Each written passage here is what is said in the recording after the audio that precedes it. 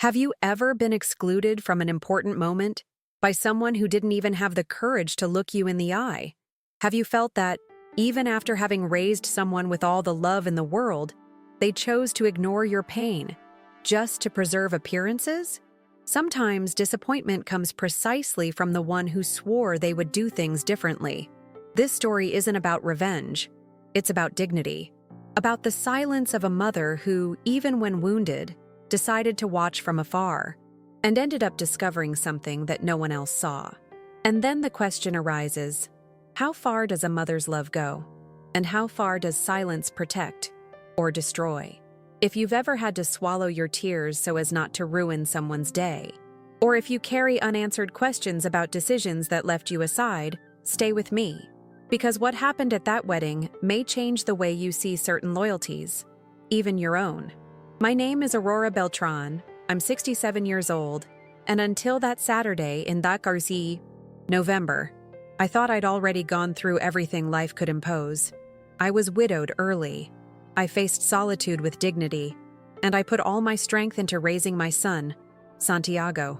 For many years, he was my most faithful companion, my source of pride, and the greatest testament that true love between mother and son does exist and survives even the deepest grief. But nothing, absolutely nothing, prepared me for what I experienced on his wedding day. That day, I woke before the sun rose. The habit stayed from the times I gave history lessons at school. But now it's just the silence and the smell of fresh coffee keeping me company. I made the coffee as always, filtered through the cloth strainer my mother used, 2-level scoops, no sugar. While the water heated, I looked at the dress hanging behind the bedroom door. It was simple, discreet, lavender-colored. I bought it at a modest downtown store and had the sleeves altered because my arms aren't what they used to be. I had hoped that even if Valeria didn't want me there, Santiago would look at me kindly. But the truth is that he wasn't the same anymore. A few days earlier, he had come to my house with that distant look, as if he had rehearsed 1,000 times what he was going to say. He sat across from me, asked for tea as he always did, and then blurted out without preamble, "Mom, Valeria thinks it's not appropriate for you to attend the ceremony. She wants something more modern, more intimate." I swallowed hard. The word modern hit me like a slap, as if I were an old piece of furniture in the corner of the room, as if the place that had always been mine had been erased. I didn't cry in front of him. I think I got good at that over time. I just watched the tea cooling in the cup and said I understood. He hugged me before leaving, but it was quick, too light, and I stayed there, sitting, the cup in my hands, trying to understand how a lifetime of love could be so easily set aside by someone who barely knew our story. I taught Santiago to respect, to be grateful, to look people in the eye. And now it was me he didn't want to see at the altar. On the morning of the wedding, I put on the same lavender dress, even knowing I wasn't welcome. I didn't want to cause a scene or confrontation. I just wanted to see my son from afar, for a moment, even if it was only his shadow in the church doorway. I took a taxi to the venue where the ceremony would be held, sat on a bench in the square across the street, wearing a thick coat to disguise the dress. People hurried past carrying flowers, boxes, musical instruments. No one recognized me. And there, sitting on that bench, I felt both part of and apart from his life at the same time. The venue was beautiful, modern, with bright architecture and huge windows letting in light like a theater. Sometimes I saw Santiago pacing back and forth, adjusting his tie, smiling nervously. Seeing him smile both hurt and relieved me at once. It was the same smile he had when he passed his university entrance exam, the same when he fell off his bike and said it didn't hurt. But there, he didn't know I was there, and perhaps he didn't even miss me. Then, by pure chance, or perhaps by some unseen hand, my eyes turned to the side of the building, a discreet service entrance, and it was there that Valeria appeared. She wore a different dress than the one she would wear at the altar. She came hurriedly, looking around, and behind her, a man. He wasn't part of the wedding team or family. Young, handsome, well-dressed, but the kind of presence that doesn't fit formal ceremonies. I saw the two of them talking quickly, laughing nervously, and then a kiss. Brief, but unmistakable. I froze. I remained motionless. That couldn't be happening. I tried to convince myself it might be a cousin, a childhood friend, an informal farewell. But her body language didn't lie. The way she touched his face, the look of someone who knows they're breaking a rule. I saw it and wished with all my might that I hadn't. Not because I wanted to protect her, but because it placed a burden on me I wasn't sure I could bear. I felt my throat dry in a strange way, as if the air had stopped there, lodged. My eyes stayed fixed on that side door, waiting for someone to say it was just my imagination, that I was overreacting or misinterpreting, but it wasn't. They said goodbye with a fingertip touch, like experts at hiding something. She fixed her hair, took a deep breath, and entered through the side corridor. Minutes later, I heard applause from inside. The bride had arrived, but I could no longer see the wedding the same way. There, sitting alone on that bench, I began to tremble, not from the cold, but from indignation, from powerlessness. I had been excluded from the wedding because I didn't fit, and that woman, who kissed another man before walking down the aisle with my son, was the image of what they wanted to display as perfect. I felt ridiculous in that lavender dress, with my discreet lipstick, with my childish attempt to be part of it, even if only from afar. I felt a shame that wasn't mine, but that fell on me. For a moment, I thought about leaving, to forget it, pretend I had never been there, never seen anything. But something inside me, perhaps the same voice that kept me strong when I was widowed, or that made me get up every day to teach despite the pain in my legs, told me no, that this time I couldn't close my eyes, that there are things you can't bury in silence, and that perhaps protecting my son meant risking losing him. I rose from the bench slowly. My knees shook as if carrying more than just my body. I crossed the street without knowing what I would do. I only knew I had to see Santiago up close, that I needed to look into his eyes before deciding anything. I entered the building discreetly, using the flow of waiters carrying trays. No one stopped me. No one saw me. I was invisible there, and maybe that helped. I stood behind a pillar near the corridor leading to the altar. The ceremony had already begun. The soft music, the smiles, the vows. Valeria wept as she spoke, her voice trembling. People sighed, moved, and I could only remember the kiss from minutes before, the haste, the conspiratorial glance between her and the man no one knew. I wondered how many others knew. I wondered if it had been going on for a while. I wondered why no one said anything before. When the couple kissed, the applause filled the hall, and I cried, but no one saw. It wasn't emotion for the wedding. It was mourning. Mourning for a trust broken. Mourning for a mother-son bond now suspended, like a letter about to be torn. And more than anything, mourning for myself, for all I had accepted in the name of peace, for all the silences I swallowed so as not to cause discomfort. And now, the discomfort was me. I waited for the ceremony to end and went to the lower floor restroom. I looked at myself, in the mirror. I was pale, my eyes red, but my dress still neat. I took the handkerchief from my purse and wiped away the tears. I took a deep breath, and it was there, facing that tired woman in the mirror, that I decided what needed to be done. I wouldn't scream, I wouldn't expose anyone, but I wouldn't pretend I hadn't seen. Santiago deserved to know, even if he hated me for it. I went back upstairs slowly. I waited until the newlyweds were taking photos with guests. I approached my son, without him seeing me arrive. When he noticed me, his face brightened for a moment, then wilted in confusion. "Mom, you came?" he asked quietly. I simply held his hand and said, "Santiago, we need to talk, but not here." He tried to smile, not understanding. But there was something in my look, or perhaps in the firmness of my voice, that made him agree. It took nearly an hour before we found a private place. Santiago led me to a small support room at the back of the hall, used by the musicians. It was empty. He seemed tense, afraid of what I would say.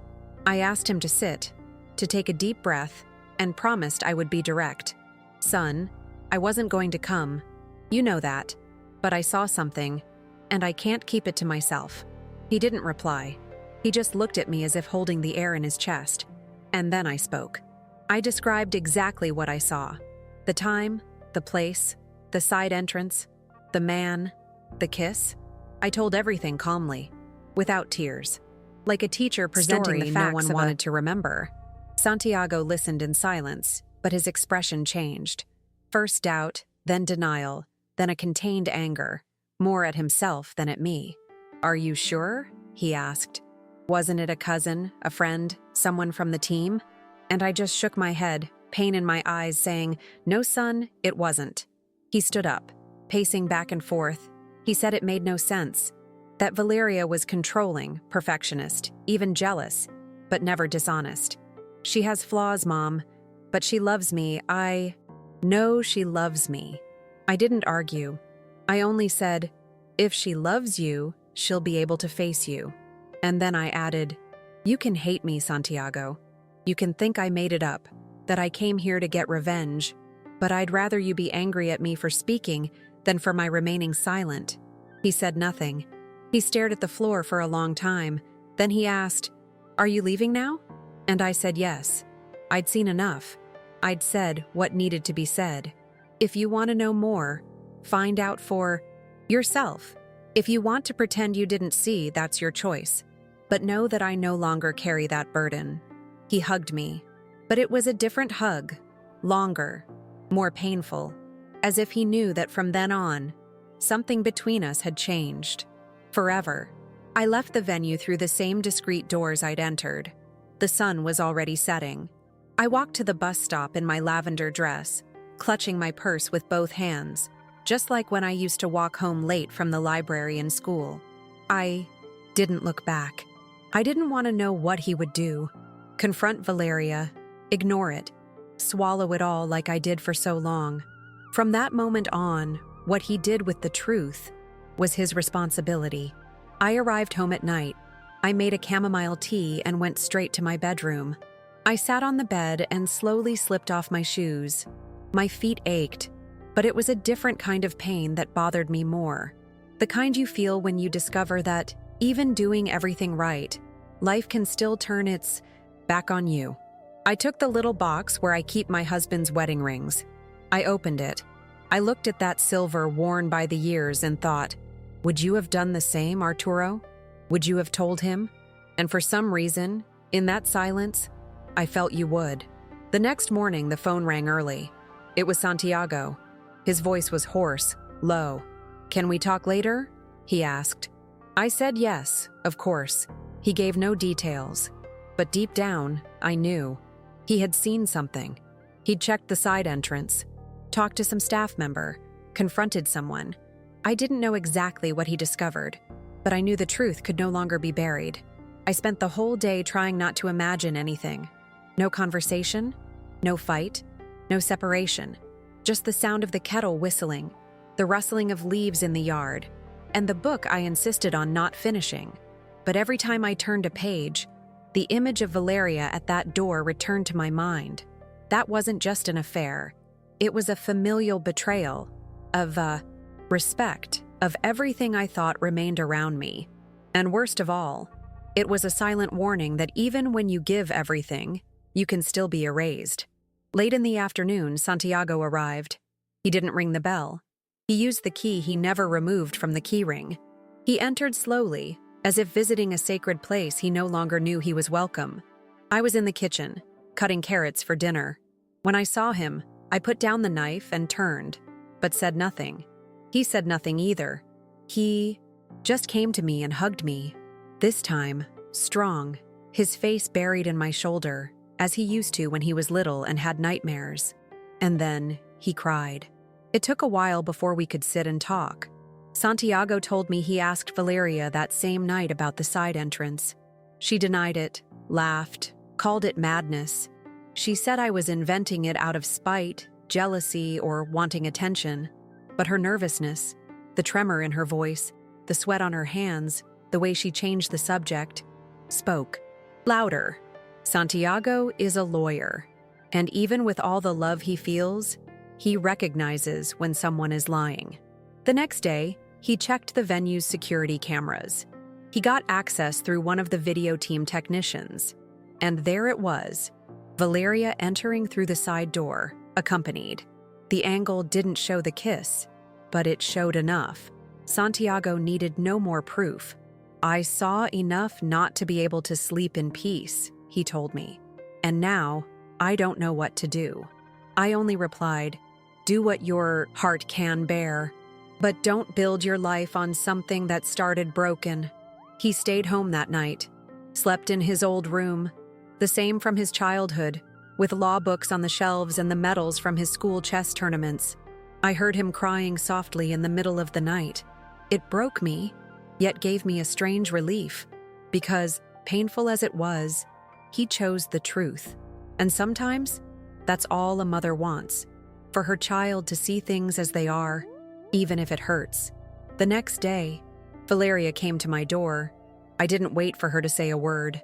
I just said, "You're not coming in here," and I closed the door, not in anger, but with firmness, the kind of strength that only comes after you've cried all you could and nothing is left but clarity. She knocked, insisted, called Santiago on the phone, but he didn't answer. And there, standing across the street, she understood that the game was over.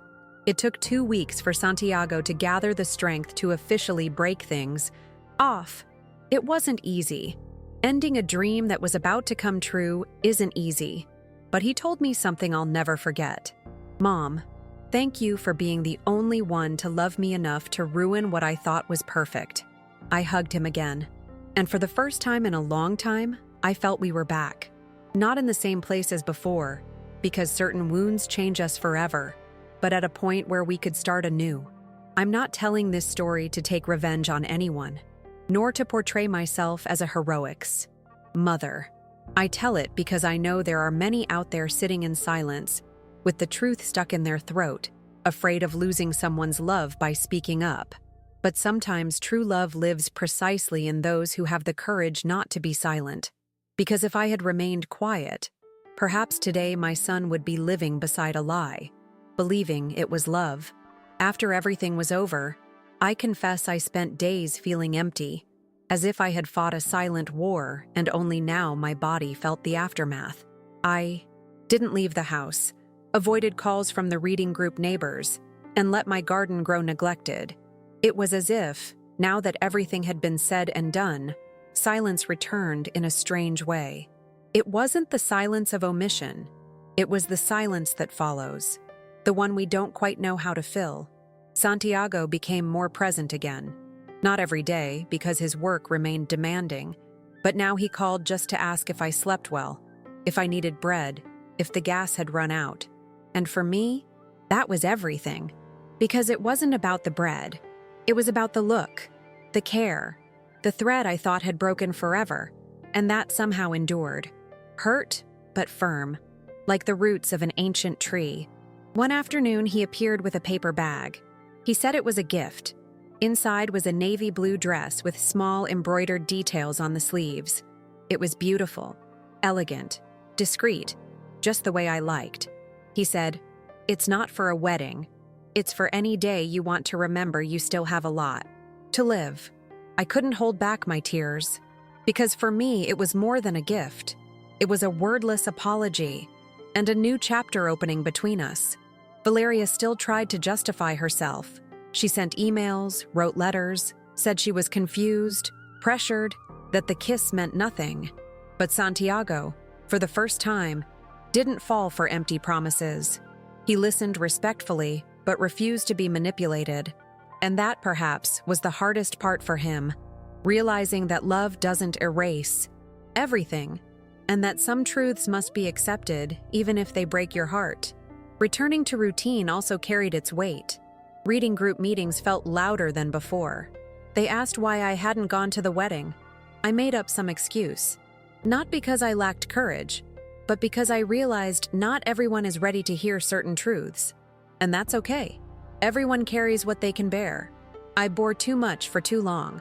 Now, my time was different. I began rediscovering small things. I returned to tending my garden. I planted new tomatoes, the small, sweet ones that Santiago loves. I remade the kitchen curtain, which had faded.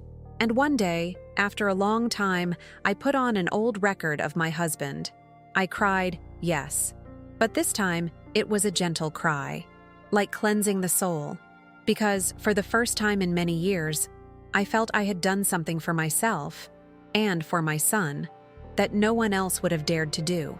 I still hear people saying mothers know when to step aside, that it's better to let children make their mistakes.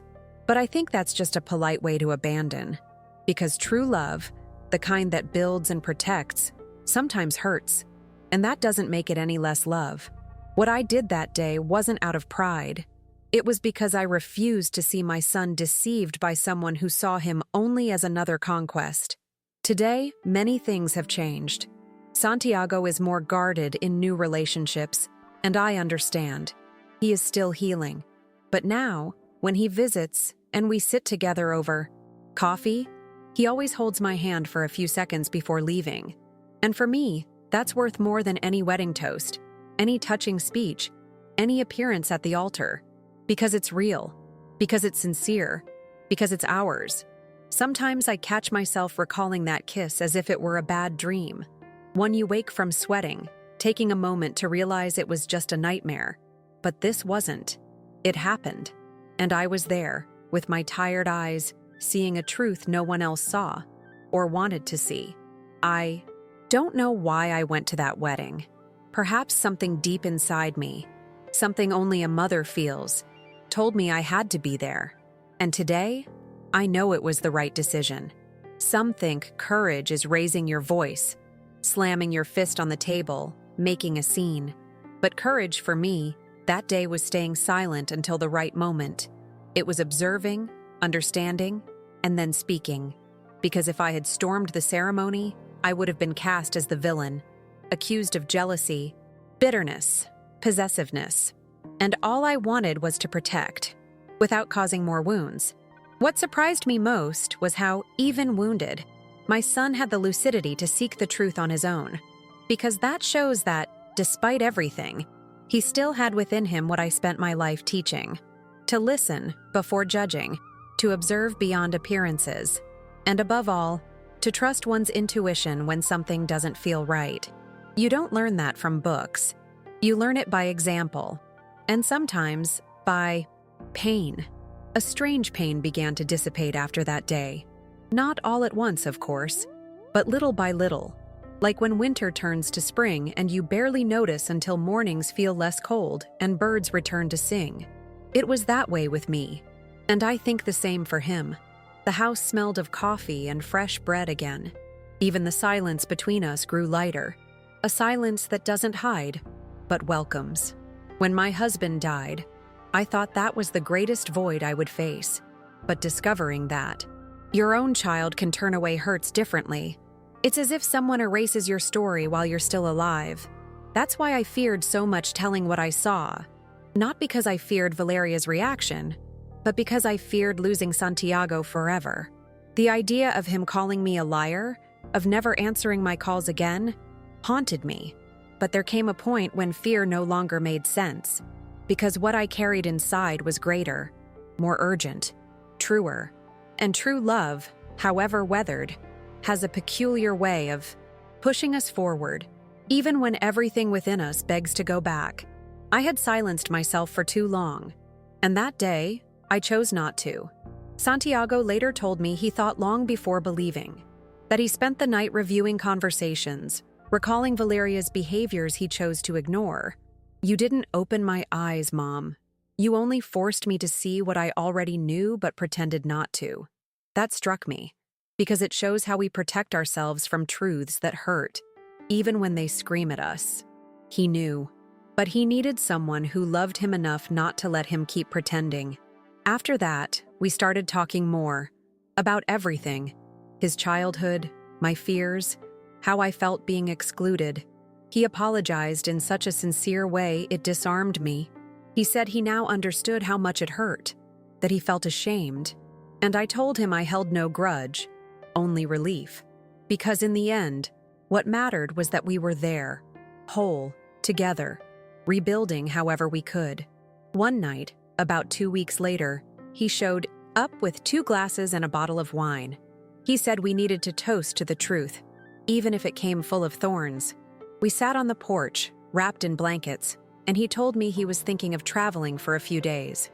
He said he needed to breathe, leave town, understand who he was outside that engagement that consumed him the last months. I just nodded. Sometimes the best advice is silence. That same night, we talked about my husband, about how he would have handled it all.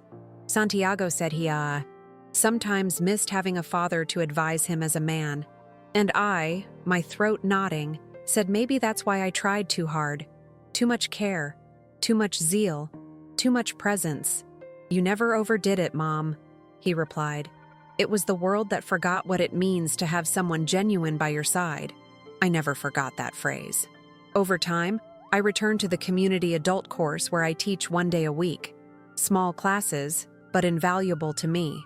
Talking about history with ordinary people who returned. To study after years restored my sense of purpose. And in every class, in every curious glance, I saw a piece of myself returning. Because we don't lose ourselves all at once. We lose ourselves bit by bit, but we can also find ourselves again, piece by piece. Sometimes Santiago comes with me to the market, small things, but they gained new meaning. We choose fruit together, comment on prices, lightly argue over who steers the cart, little rituals that once felt obligatory, now almost sacred. Because everything rebuilt after a break carries more value. It's no longer routine, it's choice. One afternoon, he showed me an old photo from when he was a child, with my husband and me on a beach in Nayarit. He smiled and said, "You had such a determined look." I replied, "I still do. It was just buried." And he understood, because that woman in the photo, whom I thought had disappeared, never left. She was just waiting for the right moment to breathe again. I never speak of the kiss I saw, not even with Santiago. Once said, it's in the past. And that's right. It no longer needs repeating. What matters now is what he chose to do afterward. He decided for himself, with maturity, pain, and courage. And that's what counts. I didn't have to prove anything or argue. The image remains with me. A milestone, a dividing line between who I was before and who I became after. From time to time, I receive messages from others sharing similar stories. Mothers set aside, parents silenced, children awakening too late. I read them all. Some I respond to. Others I simply listen back. Because deep down, we're all trying to understand how far to go for love, and at what point silence becomes abandonment. There are days it still hurts, especially when I see weddings at our neighborhood church, with tearful mothers of the bride and groom handing over rings, smiling in every photo. Sometimes I imagine how it would have been if Valeria had respected me, if I had given that ring, if Santiago's smile at the altar had included me, but I think for 2 seconds and move on, because I preferred to lose that moment than allow it to be built on a lie. And when he calls me Mom, in that playful, affectionate way, only he can, everything falls into place again. I didn't attend the ceremony, but I was present at the most important moment, when he truly came back to me. And in the end, perhaps that was the only wedding that really mattered to me. The reunion with the son I raised and nearly lost. One day, I ran into Valeria's mother at the market not long after the breakup. She looked at me as if apologizing with her eyes, but said nothing. And I said nothing either. I only gave a slight nod and continued with my cart. We both knew. No further words were needed. Perhaps she had also seen signs. Perhaps not. But in that moment, I understood that some pains belong only to those who live them.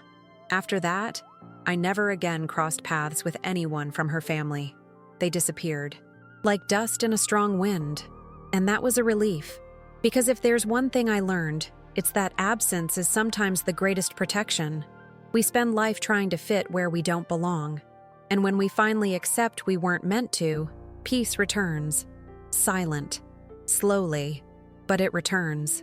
My sister once told me I was too harsh, that I should have swallowed the offense and gone to the wedding for Santiago's sake. But I know that if I'd done that, I would have betrayed myself. And those who betray their own soul end up sick inside. It was hard. It was lonely. But it was right. And there isn't a night I lie down without knowing that clearly. I did what needed to be done. Life went on. And today it has new colors. Santiago is more reserved with new relationships, and I understand. He's still healing. But now, when he comes to visit and we sit together over coffee, he always holds my hand for a few seconds before leaving. And for me, that's worth more than any wedding toast, any beautiful speech, any appearance at the altar. Because it's real, because it's sincere, because it's ours. I continue alone, yes, but it's a different solitude. It's no longer the absence of company. It's the presence of myself. I cook for myself with care, decorate the house even without visitors, treat myself to flowers now and then. And that is new, because before, I did everything for others. Today, I also do for myself. And that is a form of healing that no one can take away. I return corner salon to fix my hair. The stylist, Clara, always says I have hair of someone who's lived a lot but still has more to live. I smile, because deep down I know it's true. Each white strand carries a chapter. And now, I'm writing the next ones with less fear, more truth, less compromise. Another day, Santiago asked if I regretted not going to his wedding. I looked at him calmly and said, I don't regret not going. I'd regret going pretending everything was okay. He understood and held my hand again, as if thanking me without words, because we've built a new way of communicating, quieter, deeper. And when he hugs me before leaving, I close my eyes and remember the boy he once was. I recall how he looked at me after nightmares, seeking security. Today, it's me seeking that in him sometimes, and it's beautiful to see that. Even after everything, we still have each other. Whole, maybe wounded, but truer than ever. Some ask if I've forgiven Valeria. And honestly, no, I don't. Maybe yes, in some way, but not in the way people imagine. I don't wish her ill, nor do I harbor hate. I just think she's one of those people with much to learn about what it means to truly love someone. Forgiveness for me isn't forgetting. It's no longer carrying. And I've done that. I stopped carrying what wasn't mine. The other day, rummaging through an old box, I found a letter Santiago wrote me when he was a child, about 8 years old. It read, Mom, when I grow up, I will take care of you like you take care of me. I cried reading it, because in a way he kept that promise. He took care of me by believing me, by choosing to see, by not letting my love for him become a burden or threat. And that means more than any pledge. I've thought a lot about what it means to be a mother. I always believed it was giving, teaching, protecting.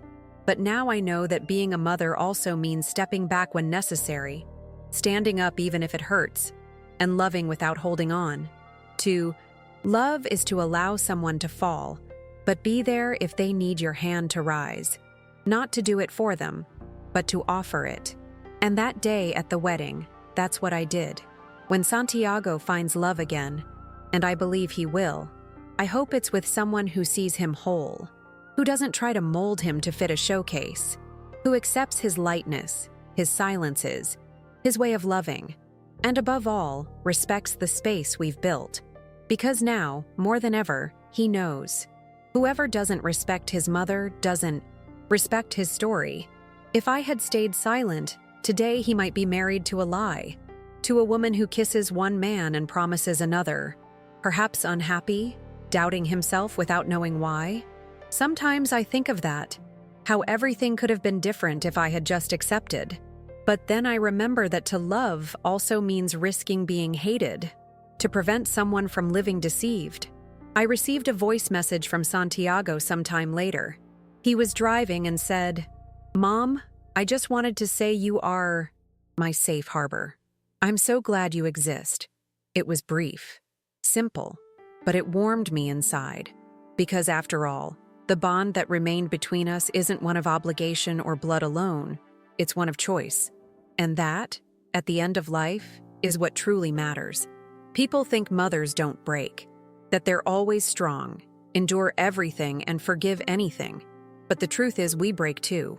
The difference is we learn to piece ourselves back together in silence. And that's what I did.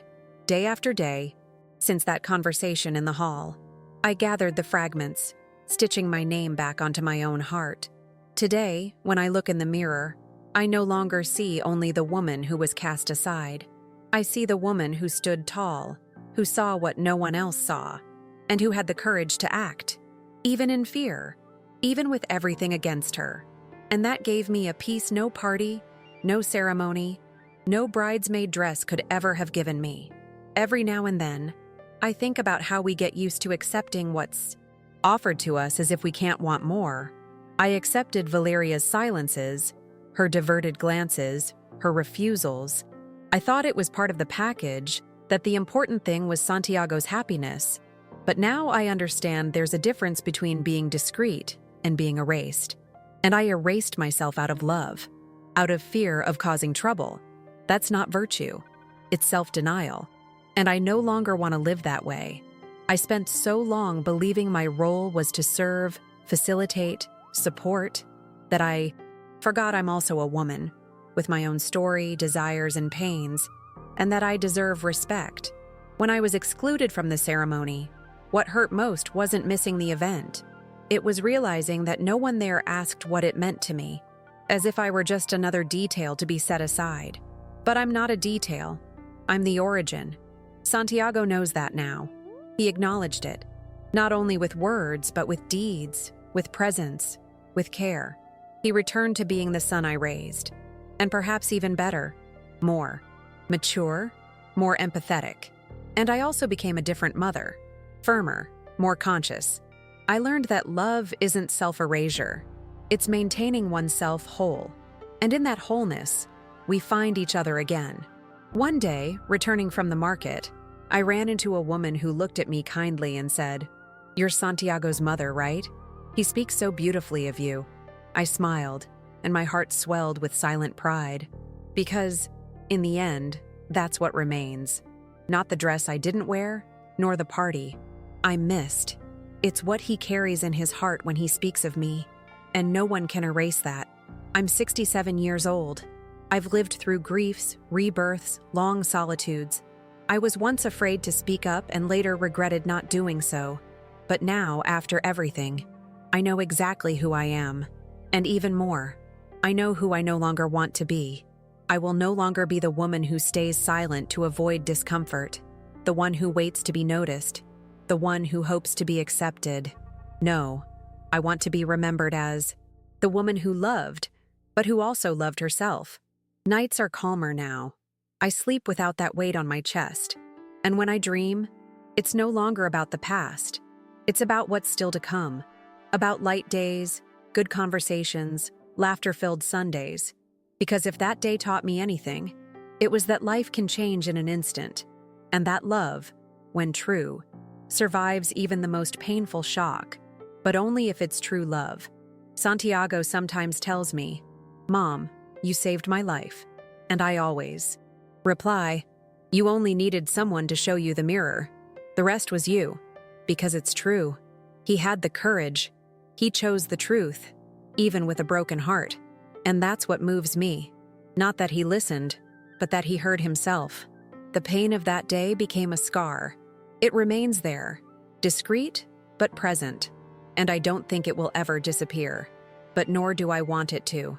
Because it reminds me of my strength, my clarity, my courage, of who I was on that park bench, alone, in a lavender dress, life about to be built on a lie, and saying, "I will not allow it." After everything passed, I began mentally revisiting every small detail of that day. The color of the sky, the sound of passing cars, the scent of flowers from the venue. Funny how, on the most significant days, the world seems sharper, as if everything around you is there to witness what happens to us. Even that bench seemed aware that something important was about to occur. Sometimes I wonder what would have happened if I had stayed silent, if I had gone home after tea and accepted the minor role they gave me. Maybe Santiago would be married now, perhaps unhappy, perhaps betrayed again, or doubting himself without knowing why. But maybe he'd also be distant from me, cold, distrustful, and that thought alone breaks my heart. I also think about the other mothers who've been through something similar, who saw their children drift away, make wrong choices, trust the undeserving. Many must have swallowed it all. Others might have screamed or begged. I chose the middle path, to observe, wait, and then speak. And it wasn't easy, but looking back, I see it was the only possible way without betraying myself. One thing I learned is that we don't need to be accepted by everyone, only respected. And respect isn't demanded with shouts. It's earned through posture. That day, I didn't storm the wedding. I didn't make a scandal. I didn't demand a place. But I was there, and I saw what needed to be seen. Because love wouldn't let me rest until I was sure Santiago was entering something he believed to be true. I have no doubt the love I feel for him is the kind that's planted over time. Not with words, but with presence, with difficult choices, with sleepless nights, and above all, with the courage to disappoint in order to protect. Because sometimes love must say no, must break ties, must step back, not out of lack of affection, but out of excess of truth. I've been asked if I would go back. If I could relive that day, would I do it all the same? And the answer is yes. Absolutely yes. With the same dress, the same silence, the same firm look. Because that day, I was more than a mother. I was a beacon. And even if he didn't know, I was there, not to appear, but to see what he couldn't. I don't know how much time I have left, but I know that as long as I'm here, I will never doubt my intuition again. I will never let fear silence me. I will never accept less than I deserve. Life is too short to spend diminishing ourselves to fit others' convenience, especially when it comes to our own family. Today, Santiago looks at me with different eyes, not of adoration or guilt, but with recognition. He knows I'm not perfect, but he knows I didn't abandon him when it mattered most. And that kind of memory sustains relationships over time. Because love isn't always pretty. Sometimes it's hard, uncomfortable. But when it's true, it saves, even if it hurts at first. After that day, I began keeping clippings of small moments instead of big memories. Like when Santiago brought me a jar of soup he made himself, for the first time without too much salt. Or when he sent me a photo of an old history book he found in a secondhand shop and said, "I bought this because it reminded me of you." These are the gestures that rebuild what the world almost tore down between us. Another beautiful clipping was when he asked for my help planting a lime tree in the yard of the new house he rented. He said he wanted something with strong roots that bore fruit over time, but could withstand the wind. I understood what he meant, even without him saying so. And as we dug the earth, our hands dirty and the sun on our faces, I thought, we are replanting our story. We no longer talk about Valeria. There's no need. She became a period that doesn't need revisiting, and that's healthy. Santiago holds no grudge, nor seeks more explanations.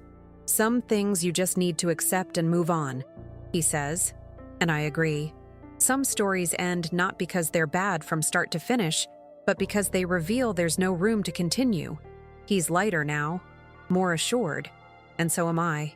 Sometimes I find myself singing while washing dishes, something I hadn't done in years.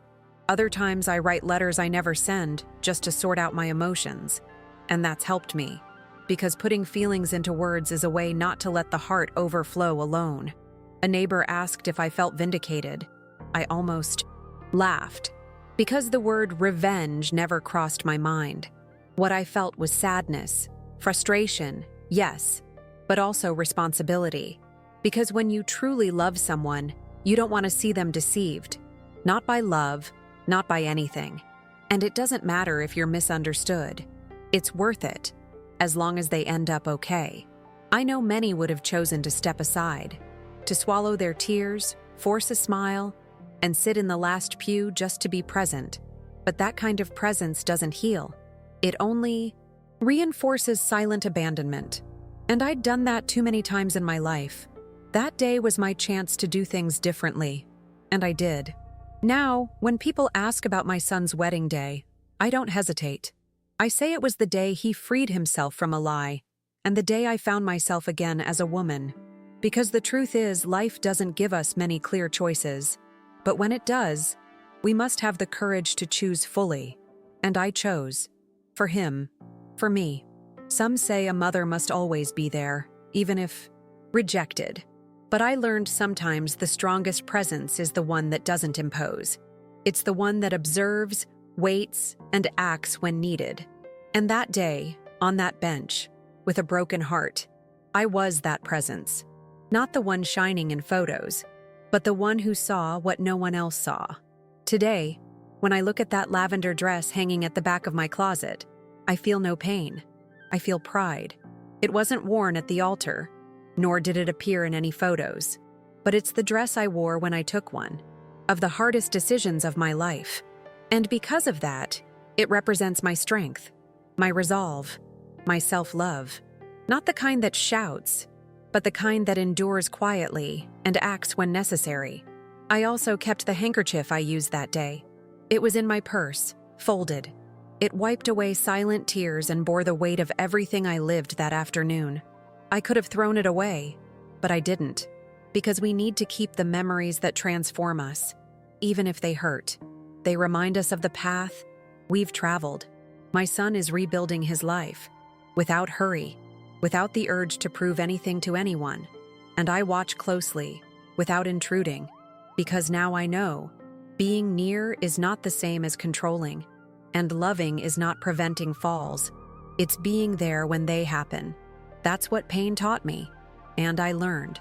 Today I am a more whole woman, not because I'm surrounded by people, nor because I have a classic happy ending, but because I recovered my voice, and above all, I reclaimed my place.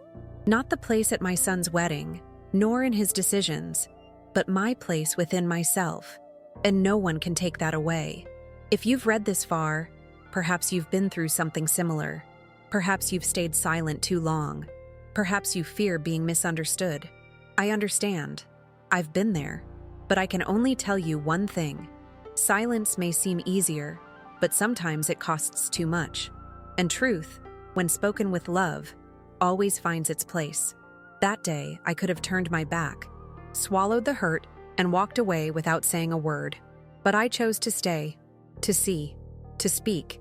And in doing so, I may have spared my son a lifetime built on falsehoods. It was hard, but I would do it all again. Because protecting those we love sometimes requires the courage to be misunderstood. Today, when sunlight streams through the kitchen window and Santiago appears with a tired smile after work, I know I did the right thing. I know I wasn't perfect, but I was honest. And that's what I want him to carry forward. That, when everything seems confusing, he remembers the day his mother saw the truth and didn't pretend she didn't. This was the day I didn't attend my son's wedding, but it was the day I finally became the woman I needed to be. Not for him, not for Valeria, but for myself. Sometimes protecting those we love demands decisions no one understands at first.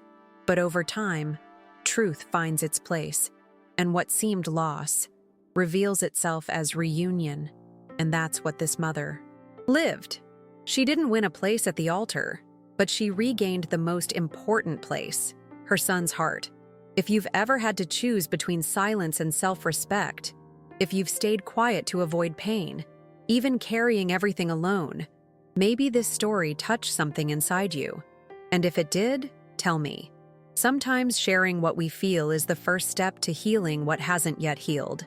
Share this video with someone who might be going through something similar. Sometimes just hearing a story like this can open eyes, or at least warm the heart of someone who thought they were alone.